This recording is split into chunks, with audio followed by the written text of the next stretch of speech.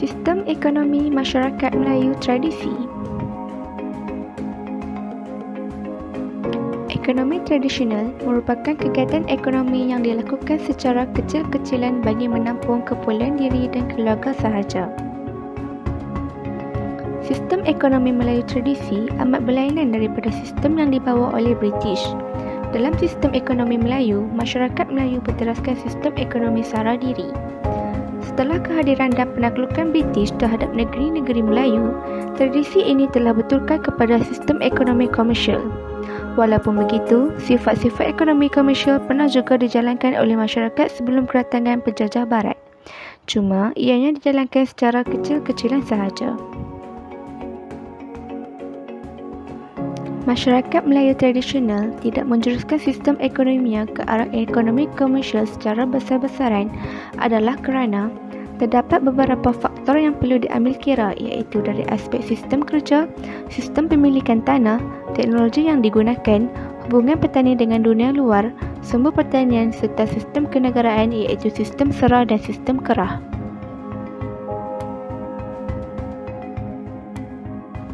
Antara salah satu faktor yang disebutkan tadi adalah dari aspek sistem kerja. Petani yang menjalankan kerja pertanian adalah berasaskan sistem kekeluargaan dan tidak melibatkan orang lain. Mereka mengusahakan tanah mereka atau tanah tuan mereka dengan keluarga mereka sahaja. Sebagai kesan dari konsep ini, mereka tidak perlu memikirkan untuk membayar upah kepada orang lain. Oleh itu, konsep lebihan untuk mencari untung tidak pernah difikirkan oleh mereka.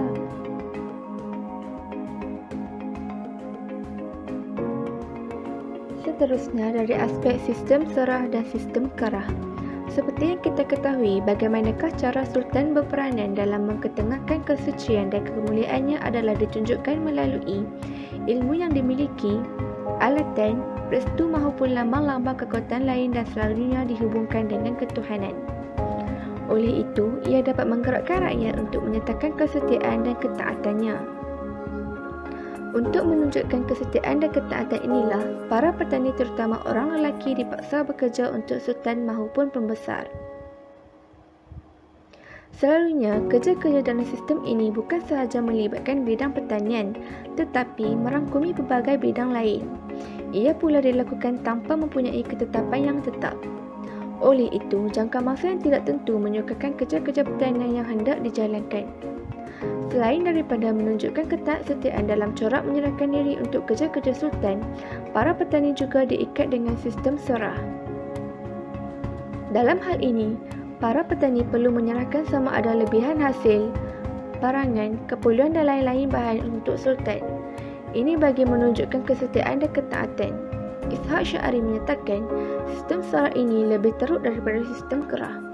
Ia membuatkan rakyat berasa bimbang bahawa kelebihan mereka akan dirampas oleh sultan atau pembesar tempatan. Hal ini dapat dikuatkan lagi dengan kenyataan Munshi Abdullah seperti yang berikut.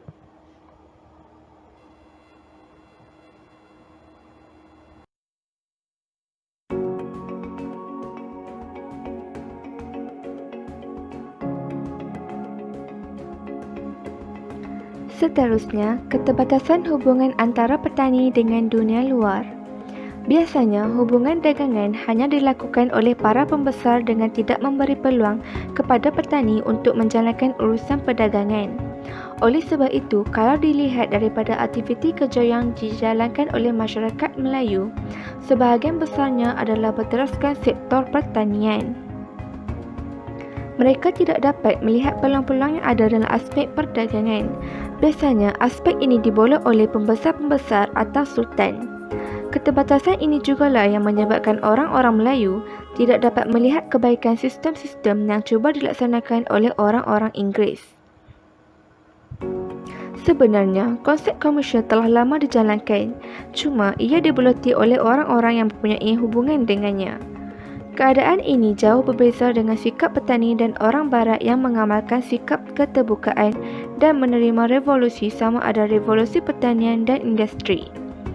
Hal ini kerana pada waktu itu mereka menjuruskan pemikiran mereka ke arah pemikiran inquiry dan sentiasa ingin tahu berkenaan alam dan memangkinkan ilmu untuk kesejahteraan hidup. Selain itu, hak petani ke atas harta yang dicari mereka tidak terjamin. Ini berikutan daripada sistem pemilikan tanah yang menyaksikan petani tidak mempunyai hak ke atas tanah tersebut. Ini menjadikan hasil yang didapati oleh petani menjadi sumber kepada golongan bangsawan. Ini dapat dilihat daripada kenyataan Graham yang menyatakan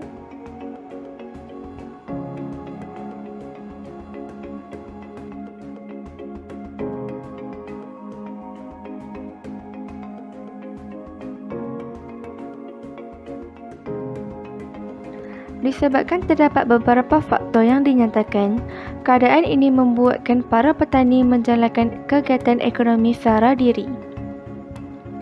Antara kegiatan ekonomi sara diri yang dilakukan adalah pertanian, memburu binatang, perikanan dan memungut hasil hutan. Pertanian.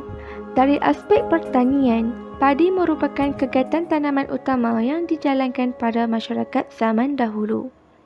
Terdapat dua jenis padi utama yang dijalankan iaitu padi huma dan padi sawah.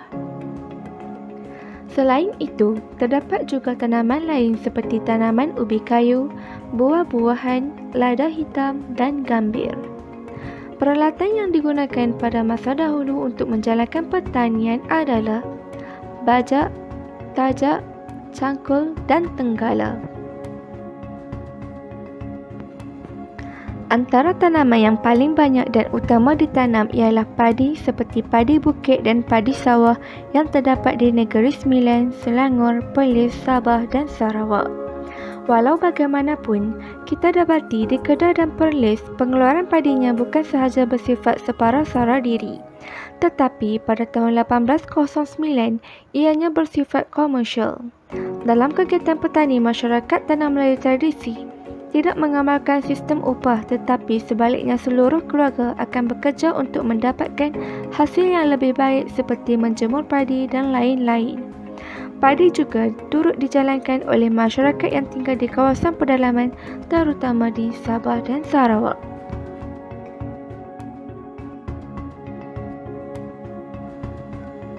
Perikanan. Mereka juga menjalankan kegiatan perikanan yang merupakan kegiatan tradisi dan lebih tertumpu kepada beberapa sektor seperti penangkapan ikan di tepi laut, kolam, tasik dan sawah. Antara peralatan yang digunakan dalam perikanan adalah bubu, jala, lukah, pukat, serkap dan lain-lain.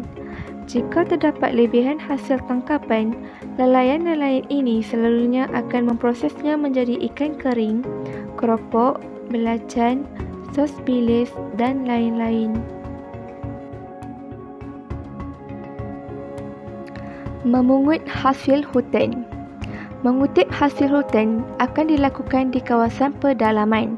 Hasil hutan yang dipungut adalah seperti rotan, buluh, getah perca, kapur barus, daun mengkuang dan akar-akar kayu. Akar-akar kayu dan herba juga dijadikan sebagai ubat-ubatan. Selain untuk kegunaan sendiri, hasil-hasil hutan yang berlebihan akan dijual sebagai pertukaran bagi mendapatkan beras, garam dan kain. Amalan ini boleh dilihat sebagai sistem barter iaitu amalan pertukaran barang tanpa melibatkan wang. Memburu binatang. Kegiatan memburu binatang dijalankan menggunakan kaedah meramu iaitu mencari dan menangkap binatang yang diburu untuk dijadikan sebagai sumber makanan mereka. Antara sumber makanannya ialah pelanduk, kancil, rusa, landak dan ayam hutan. Kesimpulannya, sistem ekonomi masyarakat tempatan pada peringkat awal lebih kepada ekonomi sara diri dan separa diri. Walau bagaimanapun, keadaan ekonomi mula berubah dengan kemasukan kuasa British kerana hasil-hasil ekonomi dan keuntungan ekonomi telah dibuat oleh mereka sehingga menyebabkan sultan-sultan dan pembesar tempatan mula hilang kuasa.